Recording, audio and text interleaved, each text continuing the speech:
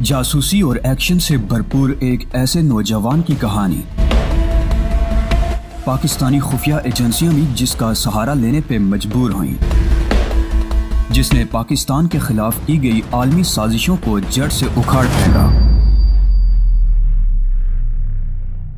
آگے بڑھنے سے قبل چینل کو سبسکرائب کر لیجئے تاکہ ہر آنے والی قسط آپ تک پہنچ پائے۔ آئیے آج کی قسط کا آغاز کریں۔ فی الحال میں نے اسے بینک کے لاکر میں محفوظ کر دیا ہے اور میں سمجھتا ہوں کہ ابھی اس کے حصول کی کوئی کوشش خطرناک ہی ہوگی۔ آفتاب کمال کی بات سے میں بھی متفق ہوں، 100% ایسا ہی کیا جا سکتا ہے۔ تم فکر نہ کرو، یہ ذمہ داری مجھ پر چھوڑ دو، میں کسی نہ کسی طرح بہت جلد اسے تمہارے حوالے کر دوں گا، شہباز احمد صاحب نے کہا۔ میں نے تمام تفصیلی رپورٹ انہیں پیش کر دی اور شہباز احمد صاحب بھی دنگ رہ گئے۔ پھر انہوں نے گردن ہلاتے ہوئے کہا، بس اب بہت زیادہ کچھ کہنا میرے خیال میں مناسب نہیں ہے، مجھے تم سے یہی امید تھی اور ظاہر ہے اس امید کی کچھ وجوہات بھی تھی۔ آفتاب کمال نے کہا، تو پھر اب کیا حکم ہے؟ میرا خیال ہے اب تم مسٹر جہانگیر جمال کو ان کی رہائش گاہ پر چھوڑ دو، اور جہانگیر میری طرف سے تمہیں اجازت ہے کہ کچھ عرصے آرام کر لو۔ اگر کوئی ایسا معاملہ بھی درپیش ہوتا ہے تو میں تمہیں اس وقت تک زحمت نہیں دوں گا جب تک تم خود میرے پاس پہنچ کر یہ نہ کہہ دو کہ اب تم مطمئن ہو۔ بہت بہتر جناب، تاہم اس کے علاوہ میں یہ درخواست بھی کرتا ہوں آپ سے کہ اس سلسلے میں آپ میری ہی ذمہ داری محسوس کریں تو تکلف نہ کریں۔ شہباز احمد مسکرا دیے اور اس کے بعد میں نے ان سے اجازت طلب کر لی۔ آفتاب کمال نے مجھے اسی امپالہ میں میرے رہائشی فلیٹ پر چھوڑ دیا تھا۔ عزم اور بزم کے جھگڑے ہوتے ہوں گے کسی نکمے کے لیے، یہاں تو عزم کو بزم بنانے کی ناقابل شکست صلاحیتیں تھیں اور عزم ہی کو بزم بنا لیا جاتا تھا، مگر یہ راز کی باتیں تھیں اور کسی سڑک چھاپ مفکر کی یہ بات کسی بڑے مفکر سے کم نہیں کہ افسر کی گاڑی اور گھوڑے کی پچھاڑی سے ہمیشہ بچنا چاہیے۔ چنانچہ شہباز احمد صاحب کے دیے ہوئے اس وقفے سے فائدہ نہ اٹھانا حماقت تھی، اور ظاہر ہے میں اس قسم کے لوگوں میں سے نہیں تھا کہ اپنے قدیم دوستوں کو بھول جاؤں، اور ان دوستوں کے لیے میں نے جو بندوبست کیا تھا وہ جوں کا توں تھا، اور وہ اپنے طور پر مطمئن زندگی گزار رہے تھے۔ بس کمی محسوس ہوتی تھی تو میری، ایک طرح سے میں نے انہیں اپنا خاندان بنایا ہوا تھا جس کی کفالت کی ذمہ داری مجھ پر تھی۔ چنانچہ ان چاروں بے روزگاروں کو تلاش کرنا کوئی مشکل کام نہیں ثابت ہوا۔ توفیق، اعجاز، جون اور کشوری میرے طلب کرنے پر اسی جگہ جمع ہو گئے جہاں ہماری ملاقاتیں ہوا کرتی تھیں، اور یہ بھی حقیقت ہے کہ ان لوگوں نے بھی اپنی ولدیت میں میرا ہی نام لکھ لیا تھا۔ چنانچہ میرا سامنا ہوتے ہی مجھ سے اس طرح لپٹ گئے جیسے کوئی ڈیڈی قسم کے آدمی دفتر سے گھر آئیں اور بچے ان کی ٹانگوں میں گھس جائیں۔ ابے کیا بدتمیزی ہے، سیدھے ہو جاؤ، یہ کیا بدتمیزیاں شروع کر دی ہیں تم نے؟ شہنشاہ، جہاں پناہ، عالم پناہ، آپ اب زیادتی کرنے پر تل گئے ہیں۔ تمیز سے بیٹھو اور بتاؤ تم لوگوں کے ساتھ کیا کیا زیادتیاں ہوئی ہیں۔ پچھلے سال سے میرے وہی 3 جوڑے کپڑے چل رہے ہیں جو میں نے اس سے پچھلے سال بنائے تھے اور اگلے سال کے لیے محفوظ کر دیے تھے۔ حالانکہ بازار میں ایسی ورائٹی آ چکی ہے کہ دیکھ کر آنکھیں کھلی رہ جائیں، لیکن ہم ان سے محروم ہیں۔ جون نے کہا، خریداری کرا دی جائے گی۔ میں نے کہا، اور میں نے بہت عرصے سے کسی اچھے ہوٹل میں کھانا نہیں کھایا۔ توفیق بولا، لعنت ہے تجھ پر پیٹو، تیرے پاس اس کے علاوہ اور کوئی تذکرہ نہیں ہے؟ یار میں نے کسی نائٹ کلب کا رخ نہ جانے کب سے نہیں کیا۔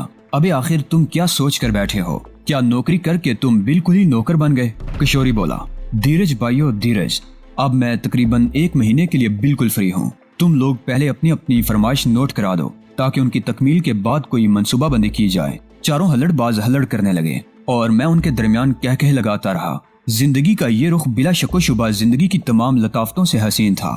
وہ بدبخت نہ جانے کیا چیز ہوتے ہیں جو اپنے ابتدائی وقت کو بھول کر قدیم دوستوں سے اجتناب کرنا چاہتے ہیں۔ دراصل اس میں ایک بات اور بھی پوشیدہ ہے۔ اگر کوئی ایسا شخص جو خاندانی طور پر پسماندہ ہو اور اس کی شخصیت کے ساتھ کوئی ایسی کیفیت وابستہ ہو جسے اپنے دوسرے دور میں آ کر وہ چھپانے کا خواہشمند ہو، تو سب سے پہلے وہ اپنے قدیم دوستوں سے اجتناب کرتا ہے، چونکہ وہ اس کی اصلیت سے واقف ہوتے ہیں۔ نئے دوستوں کی تشکیل کر کے وہ ان کے درمیان پیدائشی طور پر بڑا آدمی کہلانا چاہتا ہے، اور ظاہر ہے اس کے چھوٹے وقت کے ساتھ ہی اس کی کیفیت کے رازدار ہوتے ہیں۔ چنانچہ سب سے پہلے وہ انہی سے بچنے کی کوشش کرتا ہے۔ ایسی لاتعداد مثالیں بے شمار بڑے ناموں کے ساتھ موجود ہیں، لیکن میں اپنے ان دوستوں کے ساتھ صحیح معنوں میں زندگی کے وہ لمحات گزار چکا تھا جو واقعی اپنی ایک الگ حیثیت رکھتے ہیں۔ میں بلا ان سے کیسے اجتناب کر سکتا تھا؟ غرض یہ کہ ان دوستوں کے ساتھ خوب کہے لگتے رہے، اور پھر میں نے ان کی فرمائشوں کی فہرستیں دیکھی اور ان فہرستوں پر اپنے نوٹس لکھ دیے۔ سب کے لیے بہت سی خریداری بھی کرنی پڑی تھی اور اس کے لیے میرے پاس اچھا خاصا فنڈ بھی موجود تھا۔ باقی ان لوگوں کو اور کوئی تکلیف نہیں تھی۔ جہاں تک ان کی اپنی ذات کا معاملہ تھا تو حقیقت یہ ہے کہ ان میں سے کوئی اس بات پر آمادہ نہیں تھا کہ اپنے طور کچھ کرے۔ بہرحال اس کی ضرورت بھی نہیں تھی۔ آخر میں یہ سب کچھ کیوں کر رہا تھا؟ بلکہ اس سلسلے میں نے ایک بات اور سوچی تھی۔ بے شک شہباز احمد صاحب نے مجھ پر بہت بڑا بھروسہ کیا تھا اور میں نے ان کے اس بھروسے کی لاج بھی رکھی تھی، لیکن اپنی فطرت کی اس سرکشی کو قبر میں دفن کر دینا میرے حق میں بہتر ثابت نہ ہوتا۔ جس نے مجھے یہ منصب دلایا تھا اسے برقرار رکھنا، یہ کہا جائے تو غلط نہیں ہوگا کہ اپنی شخصیت کو زندہ رکھنے کے مترادف تھا۔ چنانچہ اگر ان 4 یتیموں کو جن کی ولدیت جہانگیر جمال شاہ تھی نہ پالا گیا تو پھر ان کا کیا ہوگا؟ اور انہیں بہتر زندگی دینے کے لیے یہ بھی ضروری تھا کہ شہباز احمد صاحب کے سپرد کیے ہوئے معاملات میں ان 4 کے لیے فنڈ بھی اکٹھا کیا جائے۔ یہ فیصلہ میں نے بہت غور و خوض کے بعد کیا تھا اور یہ طے کر لیا تھا کہ آئندہ ان لوگوں کا خصوصی طور پر خیال رکھا جائے گا۔ انہیں بھی ایک بہتر مستقبل درکار تھا۔ جون سے اس سلسلے میں بات ہوئی تو وہ کہنے لگا، آخر لوگ اس دنیا میں آتے ہی کیوں ہیں؟ بہتر زندگی کی تلاش میں ہر شخص کی خواہش ہوتی ہے کہ وہ اچھی سے اچھی زندگی بسر کرے۔ اب ہمیں دیکھ لو، ایک محدود خرچ ملتا ہے اور اسی میں گزارا کرنا پڑتا ہے۔ تم موجود نہیں ہوتے کہ کوئی پروگرام بنایا جائے اور تمہاری غیر موجودگی میں دل نہیں چاہتا کہ کچھ کیا جائے۔ خطرہ بھی رہتا ہے کہ سوچ لو اگر اپنی مالی پریشانیوں سے مجبور ہو کر ہم کچھ کرنے پر تل گئے اور پھنس گئے تو پھر تمہاری ہی بدنامی ہوگی، ہمارا کچھ نہیں جائے گا۔ ابے جون کے بچے، تو کبھی جوان ہوگا یا نہیں؟ کیا ضرورت ہے جوان ہونے کی؟ جس کا باپ زندہ ہو اسے جوان ہونا ہی نہیں چاہیے۔ او دیسی عیسائی، یہ سمجھ لے کہ تیری اپنی ہی پوزیشن خراب ہو رہی ہے۔ یہ سارے الفاظ کہہ کر چھوڑ یار، پوزیشن کا خیال رکھے آدمی تو پیٹ کیسے بھرے۔ ٹھیک ہے، اب بکواس کرنے کی ضرورت نہیں۔ تم لوگ اپنی اپنی ضرورتیں پوری کر چکے، اب بتاؤ کیا چاہتے ہو؟ میری ضرورت ابھی تشنہ تکمیل ہے، کشوری نے کہا۔ جی فرمائیے۔ ایک خوبصورت نائٹ کلب جس میں انتہائی خوبصورت پروگرام ہو رہے ہیں۔ یہ اخبارات ان پروگراموں کی تعریفیں کرتے کرتے نہیں تھکتے اور ہماری آنکھیں اسے دیکھنے سے محروم ہیں۔ کون سا کلب ہے؟ پولو، کشوری نے عجیب سا منہ بنا کر کہا اور مجھے ہنسی آ گئی۔ ہنسی کی بات نہیں، واقعی پولو۔ وہ بولا، اوہو، وہ جو ساحل سمندر پر تعمیر ہو رہا تھا، کیا اس کا آغاز ہو گیا؟ اب آج تو ہو گیا ہے، کیا خیال ہے؟ چلیں گے، ضرور چلیں گے، میں نے کہا اور کشوری لمبی لمبی چھلانگیں مارنے لگا۔ وہ بہت خوشی کا اظہار کر رہا تھا۔ تیاریاں ہو گئیں اور اس کے بعد ہم لوگ پوپو کلب چل پڑے۔ ساحل سمندر پر یہ انتہائی حسین عمارت بنائی گئی تھی۔ میں نے پہلی بار اسے دیکھا تھا اور تعریفیں کیے بغیر نہیں رہ سکا تھا۔ اسی مناسبت سے وہاں کے پروگرام تھے۔ ہم لوگوں کو ایک سیٹ حاصل کرنے میں کوئی دقت نہ ہوئی اور ہم پوپو کے خوبصورت پروگرام سے محظوظ ہونے لگے۔ جون، کشوری، توفیق اور اعجاز ہر قسم کی تفریحات میں حصہ لے رہے تھے۔ ایک غیر ملکی گلوکارہ نے اسٹیج پر آ کر کچھ نغمے پیش کیے اور اس کے بعد اس نے لوگوں کو رقص کی پیشکش کی، جو بھی فرش آہستہ آہستہ بڑھتا چلا گیا۔ یہ چاروں افراد خوبصورت لباس پہن کر آئے تھے اور ان کا پورا پروگرام تھا کہ ہر تفریح میں حصہ لیں گے، اور اسے یا تو ان کی بختی کہا جا سکتا ہے یا پھر پوپو کی روایات کہ ان میں سے کوئی بھی اپنی ہم رقص سے محروم نہ رہا۔ اعجاز نے چلتے چلتے مجھ سے کہا، یار کیا بدذوقی ہے، تمہیں اپنے معیار کی کوئی ہم رقص نظر نہیں آئی؟ تم جاؤ اپنا کام کرو، میرا معیار میرے سامنے آ جائے گا۔ رقص نہیں کرو گے۔ میں ایک لمحے کے لیے متحیر رہ گیا تھا۔ دعوت دینے کا یہ انداز نرالا تھا، تاہم میں آہستہ آہستہ اس کے ساتھ کھینچتا چلا گیا۔ تم جیسی ہم رقص اگر دعوت دے تو اس دعوت کو ٹھکرانا میرے لیے ممکن نہیں ہے۔ برائے کرم جلدی کچھ ہو نہ جائے، اس نے کہا اور میں اس کے ساتھ چوبی فرش کی جانب گھسٹتا چلا گیا۔ اس کے گھسیٹنے کے انداز میں دلکشی اور نرمی تھی، لیکن میں جس طرح اس کے ساتھ جا رہا تھا اسے یہی اظہار ہوتا تھا جیسے وہ بآسانی مجھے کھینچے چلے جا رہی ہو۔ چوبی فرش پر پہنچ کر وہ جوڑوں کے درمیان اندر سے اندر جگہ حاصل کرنے کی کوشش کرنے لگی تھی۔ تبھی مجھے یہ احساس ہوا کہ وہ کسی سے خوفزدہ ہے، تاہم میں نے اسے سنبھال لیا اور ہم رقص کے ہلکورے لینے لگے۔ اس کے چہرے پر پھیلا ہوا خوف مجھے عجیب سے احساسات کا شکار کر رہا تھا اور اس کی نگاہیں حال میں بھٹک رہی تھی۔ میں نے اسے سنبھالتے ہوئے کہا، بے شک تمہارے رقص کے قدم غلط نہیں ہیں، لیکن رقص کرنے کے اس انداز کو کوئی بھی محسوس کر سکتا ہے۔ کیا تم کسی سے خوفزدہ ہو؟ ہاں، مجھے معاف کرنا، میں نے اپنے مقصد کے لیے تمہارا سہارا لیا ہے۔ اس مقصد کی تکمیل بآسانی ہو جائے گی اگر تم مجھے یہ بتا دو کہ تمہیں کیا خوف ہے۔ کچھ لوگ میرے ساتھ زیادتی کرنا چاہتے ہیں، وہ میرے دشمن ہیں، نہ جانے کیوں وہ میرے دشمن بن گئے ہیں۔ بمشکل تمام جان بچا کر یہاں گھس آئی ہوں اور اب ان سے محفوظ رہنا چاہتی ہوں۔ یہاں اس حال میں موجود ہیں، وہ نظر تو نہیں آ رہے لیکن میرا پیچھا کرتے ہوئے اس ہوٹل تک، میرا مطلب ہے پوپو نائٹ کلب تک پہنچے ہیں اور اندر بھی داخل ہوئے تھے۔ ان کے چہروں کی شناخت کرا دو، تمہیں پورا تحفظ فراہم کیا جائے گا۔ لڑکی نے کوئی جواب نہیں دیا۔ وہ واقعی دلکش رقص کر رہی تھی اور اس کے بدن سے اٹھنے والی بینی خوشبو مسحور کن تھی۔ وہ خوشبو شاید اس لیے اور زیادہ دلکش ہو گئی تھی کہ وہ خود ایک دلکش شخصیت تھی، ورنہ بعض جسموں پر نہ لباس سجتے ہیں اور نہ ہی کوئی اور چیز۔ ہم رقص کرتے رہے۔ رقص کا پہلا راؤنڈ ختم ہو گیا اور میں اسے لیے ہوئے اپنی میز پر آ گیا۔ وہ الجھی سی تھی۔ میرے چاروں ساتھی ذہین تھے۔ وہ میری پسند کے شناسا تھے اور جانتے تھے کیسی لڑکیوں کے ساتھ میں تنہائی پسند کرتا ہوں۔ چنانچہ میری میز کی طرف کوئی نہیں آیا تھا۔ میں نے اسی کے لیے کرسی گھسیٹی تھی اور وہ تھکے سے انداز میں بیٹھ گئی تھی۔ اب بتاؤ تمہارے لیے کیا منگواؤں؟ ٹیکسی، اس نے بے اختیار کہا۔ یہ کسی شراب کا نام ہے یا کسی اور مشروب کا؟ اوہ سوری، میں جانا چاہتی ہوں اس دنیا سے، میں نے پوری سنجیدگی سے کہا اور وہ چونک کر مجھے دیکھنے لگی۔ میں سمجھی نہیں، کیا وہ باہر تمہارے منتظر نہ ہوں گے؟ اس کے چہرے کا رنگ پھر بدل گیا۔ وہ خشک ہونٹوں پر زبان پھیرنے لگی۔ میں نے پھر کہا، اس جلد بازی کے بجائے اگر تم کچھ اطمینان کرو تو میں تمہارا بھرپور ساتھ دے سکتا ہوں اور تمہیں وہاں چھوڑ سکتا ہوں جہاں تم چاہو۔ کیا یہ زیادہ نہ ہو جائے گا؟ مطلب تم شاید رقص کرنے کا ارادہ نہ رکھتے تھے، میری وجہ سے تم نے رقص کیا اور اب اسے زیادہ تمہیں تکلیف دینا مناسب نہیں۔ میں چاہتا ہوں تم مجھے تکلیف دو، اس کے سلے میں تمہیں کیا دے سکوں گی؟ میں خود تمہیں تکلیف دے کر حساب برابر کر دوں گا، میں نے مسکراتے ہوئے کہا، اور پہلی بار شاید اس نے بغور میرا جائزہ لیا پھر بولی، جو دل چاہے منگا لو۔ میں نے چٹکی بجا کر ویٹر کو اشارہ کیا اور پھر اسے ایک عمدہ مشروب کا آرڈر دے دیا۔ اب کچھ تفصیل ہو جائے، ضروری سمجھتے ہو؟ نہیں، میں نے اطمینان سے کہا اور وہ خاموشی سے ادھر ادھر دیکھتی رہی، پھر آہستہ سے بولی، بس یوں سمجھ لو میں ایک عجیب مصیبت میں گرفتار ہو گئی ہوں۔ وہ کون لوگ ہیں جو تمہارے دشمن بن گئے ہیں؟ میرے لیے اجنبی ہیں۔ کیا چاہتے ہیں؟ شاید مجھے ہلاک کرنا چاہتے ہیں۔ میں ایسا نہیں کرنے دوں گا۔ کیا تم لڑائی بڑائی کے فن سے واقف ہو؟ تم جیسی حسین لڑکی کے لیے ہر شخص لڑ سکتا ہے۔ دل پھینک معلوم ہوتے ہو۔ کیا نام ہے؟ دل پھینک، میں نے جواب دیا اور وہ ہنس پڑی۔ اچھا نام ہے، اب تم مجھ سے میرا نام پوچھو گے؟ نہیں، میں نے پھر کہا، اور وہ دلچسپ نگاہوں سے مجھے دیکھنے لگی، پھر بولی، اور اگر تمہیں میرا نام لکھ کر پکارنے کی ضرورت پیش آ گئی تو مجھے کس نام سے پکارو گے؟ سائیکی، میں نے جواب دیا اور اس کے ہونٹ مسکراہٹ کے انداز میں پھیل گئے۔ پھر اس نے کہا، واہ، اس نام سے کیوں پکارو گے مجھے؟ کیونکہ تمہیں دیکھ کر میرے ذہن میں اسی یونانی حسینہ کا تصور ابھرتا ہے جس کے نام کے ساتھ بہت سی حسین داستانیں وابستہ ہیں، میں نے کہا اور وہ مسکرا دی۔ بہت رومان پسند معلوم ہوتے ہو۔ ویسے چلو ٹھیک ہی ہے، نہ تم نے مجھے اپنا نام بتایا نہ میں نے، اور جانتے ہو اس کا مقصد کیا ہوتا ہے؟ کیا یہ کہ کم از کم تم مجھ سے متاثر نہیں ہوئے اور ان لمحاتی واقعات کو لمحاتی ہی رہنے دینا چاہتے ہو۔ اس کا مطلب ہے کہ ہم ایک دوسرے سے خود کو پوشیدہ رکھنا چاہتے ہیں۔ کیا ان میں طوالت بھی پیدا ہو سکتی ہے؟ میں نے اسے دیکھتے ہوئے کہا، نہیں پلیز نہیں، میرے بارے میں کسی غلط انداز میں نہیں سوچنا، میں کوئی غلط لڑکی نہیں ہوں۔ ویسے میں خود کو لڑکی کہنا بھی نہیں چاہتی کیونکہ میری عمر 27 سال کے قریب ہو چکی ہے۔ مس ہو یا مسز؟ نہیں، صرف سائیکی، اس نے کہا اور ہنس پڑی۔ چہرے اور بدن کی مناسبت سے اس کی ہنسی بھی دلکش تھی اور وہ مجھے بار بار ہنستی ہوئی اچھی لگ رہی تھی، تاہم اس کے ان الفاظ پر میں نے اسے بغور دیکھا۔